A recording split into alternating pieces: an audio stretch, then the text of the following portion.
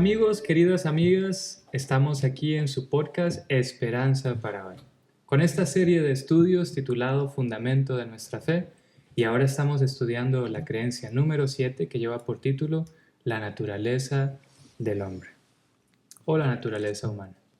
En cada una de estas creencias la hemos dividido en 6 partes, y hoy estaremos tratando con la parte número 4 de esta creencia, la naturaleza humana. Tengo a mi mano derecha, nos acompaña nuestro hermano Raudel Durán.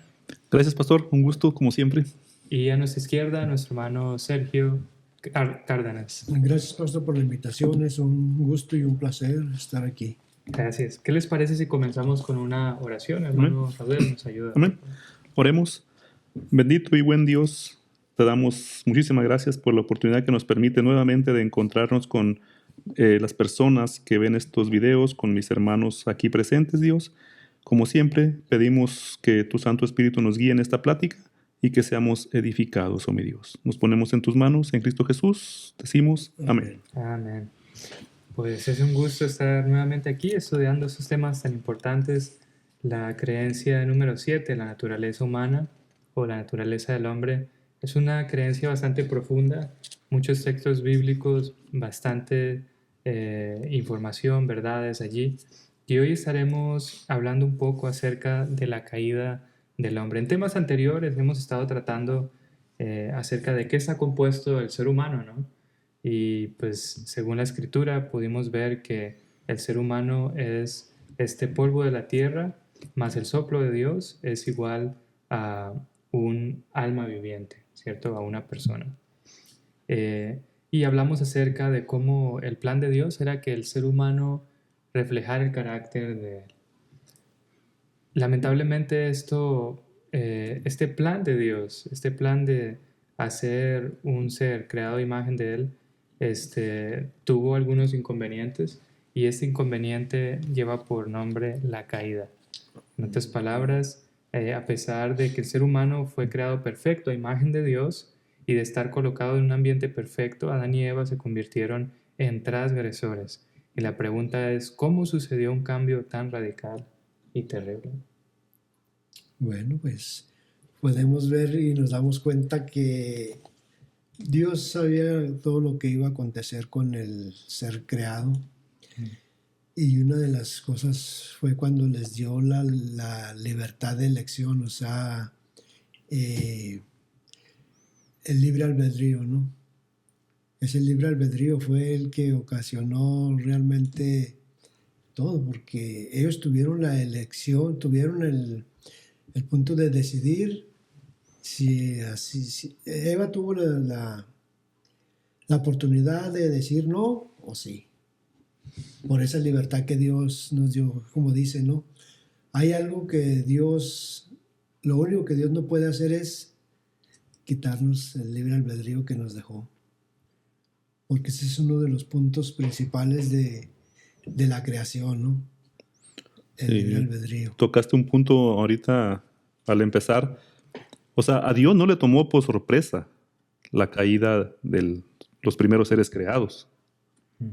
O sea, no fue que se sorprendió qué pasó con mi creación, ¿verdad? No, o sea, él sabía, ¿no? Por eso, como tú dices, ¿no? Que los creó con libre albedrío, sabiendo que iban a fallar, porque Dios es omnisciente, todo lo sabe.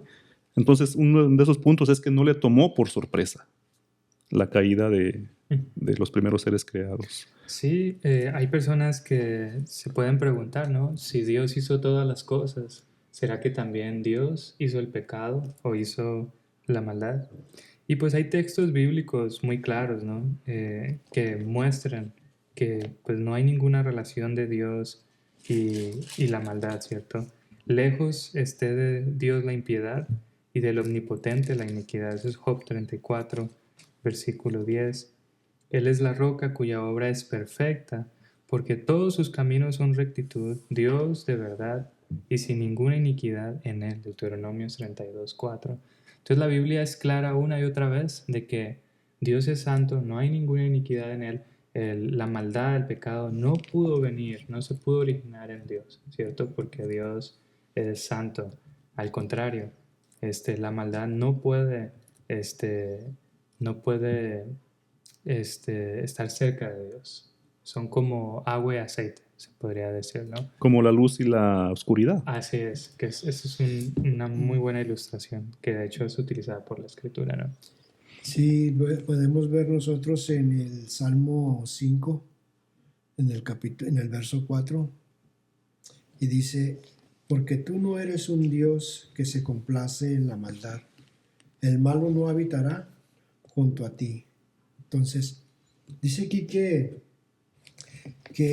Dios no se complace en la maldad, ¿verdad? Entonces se estaría contradiciendo si Él le hubiera puesto a Satanás, a Lucifer, el pecado en él, ¿no? Lo que pasa es que hay cosas que nosotros no vamos a poder entender al 100%, porque lo que nosotros hemos visto a través de la Escritura es que él sintió ese deseo de querer ser igual que Dios, igual que Jesús. Sí, nosotros podemos rastrear el pecado hasta cierto punto, según nos dice la Escritura. Más allá de ello, pues a esto se le llama el misterio de la iniquidad. Uh-huh. Y pues realmente es un misterio, ¿no? De dónde surgió la maldad en sí. Sabemos quién es el autor del pecado desde el comienzo y también aquí en la tierra. Y pues vamos a hablar un poco de eso, ¿no?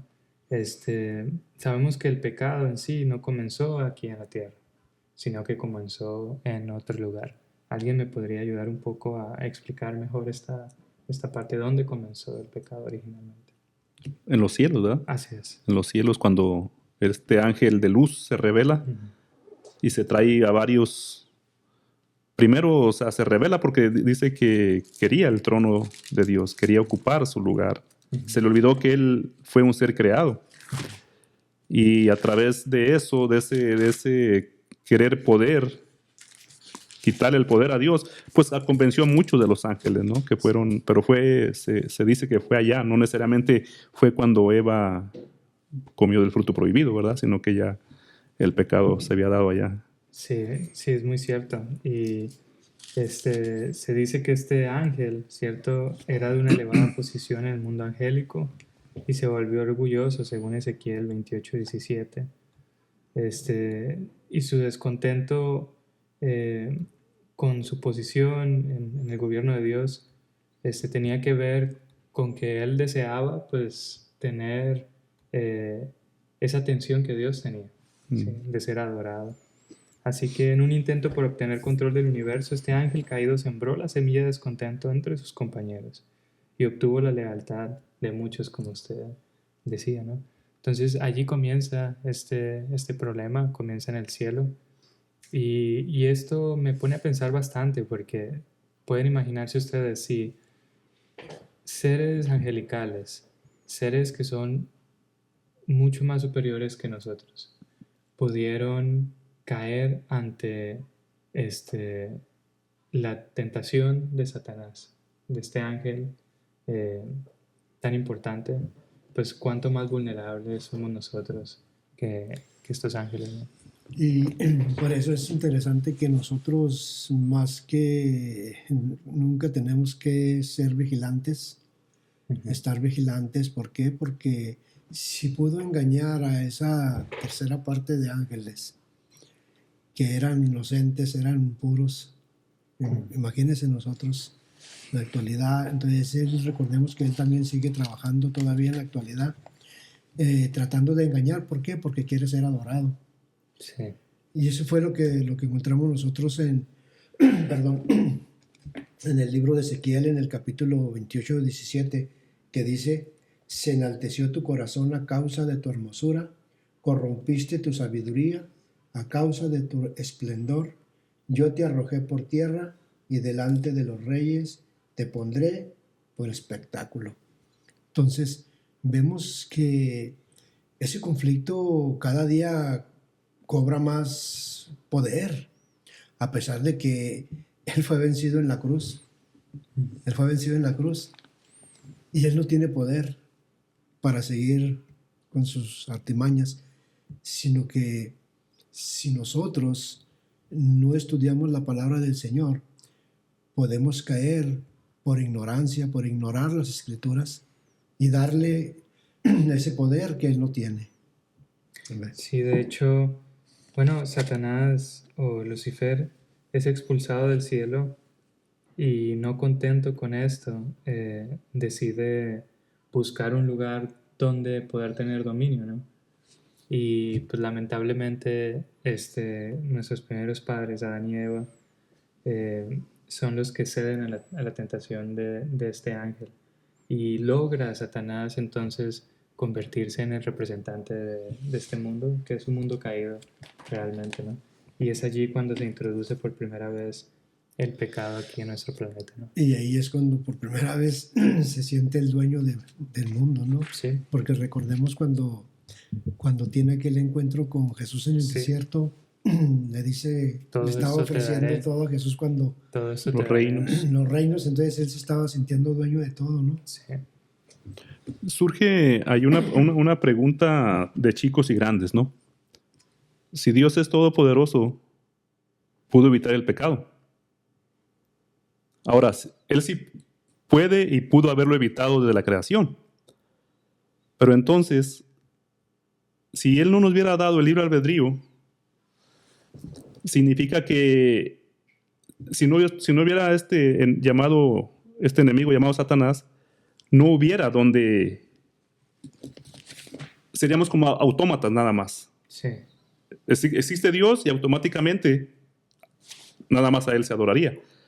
Entonces, Él sí puede terminar con el pecado, ujú, pero no lo hace porque Él quiere que nosotros, su creación, decidamos por Él, porque hay otro ser al cual seguir o adorarle, se puede decir. sí, Entonces, Dios puede acabar con el pecado, sí, pero en todo caso nos dan otra libertad de que hay para elegir a Él o a alguien más. Y Él espera que le elijamos a Él por amor. sí. Porque si no existiera el enemigo, Dios lo puede destruir. Ujú. Claro que lo puede destruir. Pero entonces quedaríamos como robots. Ahora, eso es que dices muy interesante y hay que recordar que hay otro motivo más por lo cual Dios no ha acabado con el mal. Y es que cuando ocurrió todo este conflicto en el cielo, cuando Satanás convenció a esa tercera parte de los ángeles para que se fueran con él, se creó una duda en el cielo, se creó una incógnita. Satanás esparció la idea de que Dios era un Dios autoritario, tipo dictador, ¿sí? Y que Él simplemente estaba allí para que le sirvieran. Eso fue lo que transmitió a los ángeles, ¿sí? Ahora, Dios necesitaba que los ángeles que quedaron en el cielo pudieran estar seguros y convencidos del carácter de Él.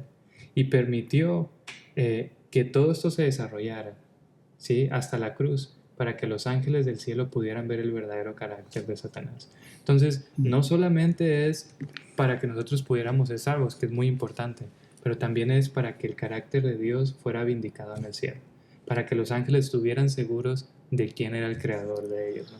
Entonces, este conflicto abarca mucho más que nuestro planeta, abarca el universo entero. Sí, correcto. Entonces aquí pudiéramos a tu pregunta, lo que hiciste en tu comentario, Raudel, ¿qué hubiera pasado si Dios destruye a Satanás? Entonces los demás ángeles no caídos hubieran dicho, Sí, tenía yo creo que razón. Tenía razón Satanás de que Es un Dios es autoritario. un Dios Así es. autoritario. Entonces por eso es que Dios no ha terminado con él. Lo venció, está vencido. No lo ha destruido, pero ya él ya está juzgado. Recordemos que él ya ha sido enjuiciado. Pero ahí está, ¿sí? Débil, pero ahí está. Es más, hasta en el momento de la cruz fue muy importante para los mismos secuaces de Satanás, los ángeles caídos que lo siguieron. Ellos mismos pudieron darse cuenta allí hasta dónde su líder llegó. En otras palabras, se le abrieron también los ojos a ellos y se dieron cuenta de cuál era el carácter verdadero de su líder. Entonces, esta trama, ¿cierto? Este conflicto entre el bien y el mal realmente ha dejado muchas lecciones allí, ¿no? Sí. Sí, así que el pecado realmente ha tenido un impacto ¿cierto? Tanto el universo como nuestro planeta. Y la pregunta es, ¿cuáles fueron las consecuencias inmediatas y de largo alcance que tuvo el pecado? ¿Cómo afectó a la naturaleza humana? ¿Y cuál es la posibilidad de eliminar el pecado y mejorar la naturaleza humana? Entonces ya sabemos el origen, ya sabemos dónde comenzó, cómo llegó a nuestro planeta y ahora queremos hablar de qué impacto ha tenido el pecado en la naturaleza del hombre, en nuestra vida, ¿sí? Y pues hay varias consecuencias este, que el ser humano recibió por el pecado. Hay consecuencias obviamente inmediatas que fueron en el instante y pues obviamente la más grande de ellas es que el pecado afectó las relaciones interpersonales, tanto del ser humano con Dios como del ser humano con con otros otro seres ser humano. humanos. No sé si a alguien le gustaría hablar un poco. No, y algo también impresionante, pastor, es que en vez de aceptar, sí, admitir la falta, ¿qué pasó? Cuando Se echó la culpa a otro, ¿no? al final, Dios, tú eres el culpable Tú por creaste la serpiente. tú creaste la serpiente, tú eres el culpable. Sí. Y es lo que ahorita también nosotros en la actualidad, si se fija, no aceptamos nuestra responsabilidad de pecadores. Sí. Siempre andamos culpando A otros. a otro. Y al final, como acá, como pasó ahí, hasta sí, cuando Dios los descubre que habían comido el fruto prohibido, sí, que va y los encuentra que se escondieron y que se dieron cuenta que estaban desnudos. ¿Quién les dijo que estaban desnudos? ¿Acaso comieron del árbol que yo dije que no comiera? Y ya, ahí empieza, no, pues la mujer que me diste, y ya, no, la serpiente, o sea, Y por mucho que escondamos lo que hacemos, sabemos que tarde que temprano va a salir a la luz. el pecado trae a la O luz sea, sí, siempre va a salir a la luz todo lo que lo que hacemos, se hace. ¿no? Todo lo que hacemos a escondidas o mentalmente, tarde que temprano sale, ¿no? Y es interesante que nosotros debemos de darnos cuenta que no podemos engañar a Dios. Nos engañamos a nosotros mismos. Y ese es el peor error que podemos cometer nosotros, engañarnos a nosotros mismos, creyendo que estamos engañando a todos. Pero el único engañado es uno mismo. Es uno mismo. Sí. Sí. Así que esas son las consecuencias inmediatas del pecado. De hecho, yo creo que ustedes se puedan dar cuenta que la mayoría de los problemas que tenemos en el mundo es conflictos con otros seres humanos. Las guerras así comienzan, ¿cierto? Los matrimonios rotos así, las relaciones rotas entre padres e hijos, entre colegas de trabajo. Todo tiene que ver con relaciones interpersonales y fue una de las consecuencias inmediatas, ¿cierto?, del pecado. Pero la más grave obviamente es nuestra separación con Dios, ¿cierto? Y ahora pues sería bueno hablar también del carácter del pecado, qué es lo que es realmente el pecado. Y pues tenemos que dejar claro que el pecado es un mal moral. En otras palabras, es algo que tiene que ver con la moral del ser humano. Hace un cambio en el carácter, en el corazón, y por alguna razón la naturaleza del ser humano es hacer las cosas que están mal moralmente hablando, ¿no? O tal vez cosas que también están en contra de la voluntad de Dios, ¿cierto? Así que ese es el carácter del pecado. El pecado no conoce neutralidad. Jesús mismo dijo, el que no es conmigo, contra mí es. El no creer en Jesús también es pecado. El pecado tiene el carácter absoluto porque constituye rebelión contra Dios y su voluntad. Entonces, en sí el pecado es cualquier cosa que va en contra de la voluntad de Dios y obviamente está relacionado con el aspecto moral del ser humano, ¿no? Amén. Sí. El pecado abarca no solamente actos visibles, sino que el pecado también abarca actos que no se pueden ver, cosas que ocurren en la mente y en el corazón. De hecho, Jesús fue muy claro en esto cuando habló explicando, ¿no?, que una persona que mata a otra no solamente es culpable de esta persona, sino con solamente decirle fatuo a tu hermano, tonto, o albergar odio en el corazón contra alguien, ya uno es un homicida. Igual con el adulterio dijo: cualquiera que mire a una mujer para adulterar con ella, para codiciarla. codiciarla, ya adulteró con ella en su corazón. En otras palabras, no solamente es el acto de ir y cometer adulterio, sino es el deseo, ¿cierto? Concebido que tiene una persona acerca de hacer algo malo, ¿no? Así que es mucho más profundo de lo que pensamos. Y creemos que, y lo triste es que nos puede estar pasando lo mismo que le pasó a Eva, ¿no? Lo que dijo la serpiente allá en aquel momento. No pasa nada. Eso creemos nosotros, que no pasa nada, pero tiene consecuencias graves, ¿no? Ujú. Y puede tener consecuencias para vida eterna, Así es. perdición eterna, si nosotros no cambiamos nuestra forma de pensar, de ver, de actuar. Tenemos que ser pues más listos, ¿no? En cómo nos dirigimos en este mundo. Nosotros, en el mundo que ahora conocemos como el mundo cristiano, debemos de hacer un cambio en nuestras formas de vida, ¿no? Ujú. Si no, pues realmente... El pecado te destruye, te mata. Sí, Claro. sí, de hecho dice que crea culpabilidad en una persona, porque una persona que es consciente de que hizo algo que era errado, ¿no? Porque su conciencia se lo muestra, es una persona que empieza a destruir sus facultades físicas, mentales y espirituales.